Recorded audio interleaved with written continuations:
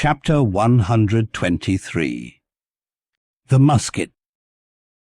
During the most violent shocks of the typhoon, the man at the Pequod's jawbone tiller had several times been reelingly hurled to the deck by its spasmodic motions, even though preventer tackles had been attached to it, for they were slack, because some play to the tiller was indispensable. In a severe gale like this, while the ship is but a tossed shuttlecock to the blast, it is by no means uncommon to see the needles in the compasses at intervals go round and round.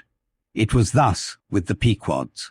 At almost every shock the helmsman had not failed to notice the whirling velocity with which they revolved upon the cards. It is a sight that hardly anyone can behold without some sort of unwanted emotion. Some hours after midnight, the typhoon abated so much that through the strenuous exertions of Starbuck and Stubb, one engaged forward and the other aft, the shivered remnants of the jib and fore and main topsails were cut adrift from the spars and went eddying away to leeward like the feathers of an albatross, which sometimes are cast to the winds when that storm-tossed bird is on the wing. The three corresponding new sails were now bent and reefed, and a storm trysail was set further aft, so that the ship soon went through the water with some precision again, and the course, for the present east-southeast, which he was to steer, if practicable, was once more given to the helmsman. For during the violence of the gale he had only steered according to its vicissitudes. But as he was now bringing the ship as near her course as possible, watching the compass meanwhile, lo, a good sign. The wind seemed coming round astern, aye, the foul breeze became fair. Instantly the yards were squared, to the lively song of "Ho, the fair wind! O heyo cheerly men!" the crew singing for joy that so promising an event should so soon have falsified the evil portents preceding it. In compliance with the standing order of his commander to report immediately and at any one of the 24 hours any decided change in the affairs of the deck, Starbuck had no sooner trimmed the yards to the breeze, however reluctantly and gloomily, than he mechanically went below to apprise Captain Ahab of the circumstance. Ere knocking at his stateroom, he involuntarily paused before it a moment. The cabin lamp, taking long swings this way and that, was burning fitfully and casting fitful shadows upon the old man's bolted door, a thin one with fixed blinds inserted in place of upper panels. The isolated subterraneousness of the cabin made a certain humming silence to reign there, though it was hooped round by all the roar of the elements.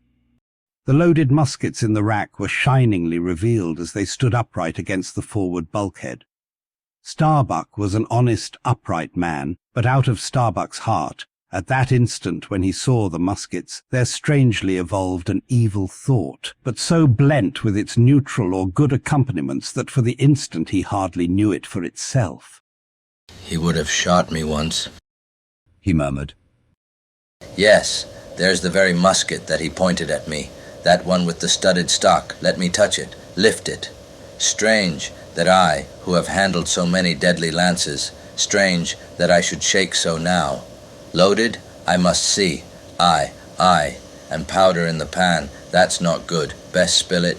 Wait, I'll cure myself of this. I'll hold the musket boldly while I think. I come to report a fair wind to him, but how fair? Fair for death and doom. That's fair for Moby Dick. It's a fair wind that's only fair for that accursed fish. The very tube he pointed at me. The very one.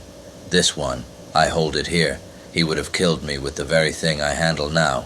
Aye, and he would fain kill all his crew. Does he not say he will not strike his spars to any gale? Has he not dashed his heavenly quadrant? And in these same perilous seas gropes he not his way by mere dead reckoning of the error-abounding log? And in this very typhoon did he not swear that he would have no lightning rods? But shall this crazed old man be tamely suffered to drag a whole ship's company down to doom with him?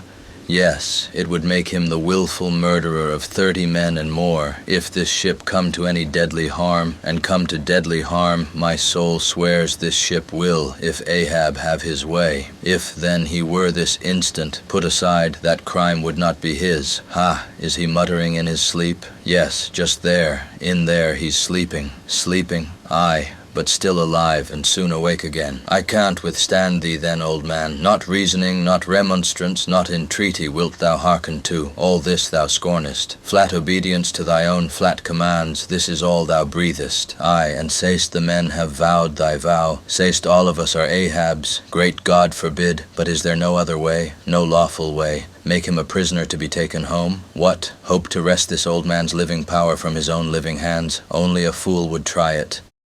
Say he were pinioned even, knotted all over with ropes and hawsers, chained down to ring bolts on this cabin floor, he would be more hideous than a caged tiger then. I could not endure the sight, could not possibly fly his howlings. All comfort, sleep itself, inestimable reason would leave me on the long, intolerable voyage. What then remains? The land is hundreds of leagues away, and Loch Japan the nearest. I stand alone here upon an open sea, with 2 oceans and a whole continent between me and law. Aye, aye, 'tis so. Is heaven a murderer when its lightning strikes a would-be murderer in his bed, tindering sheets and skin together? And would I be a murderer then, if... And slowly, stealthily, and half sideways looking, he placed the loaded musket's end against the door. On this level, Ahab's hammock swings within, his head this way. A touch, and Starbuck may survive to hug his wife and child again. Oh, Mary, Mary, boy, boy, boy. But if I wake thee not to death, old man, who can tell to what unsounded deep Starbuck's body this day week may sink with all the crew? Great God, where art thou? Shall I? Shall I? The wind has gone down and shifted, sir. The fore and main topsails are reefed and set. She heads her course. Stern all, O Moby Dick, I clutch thy heart at last.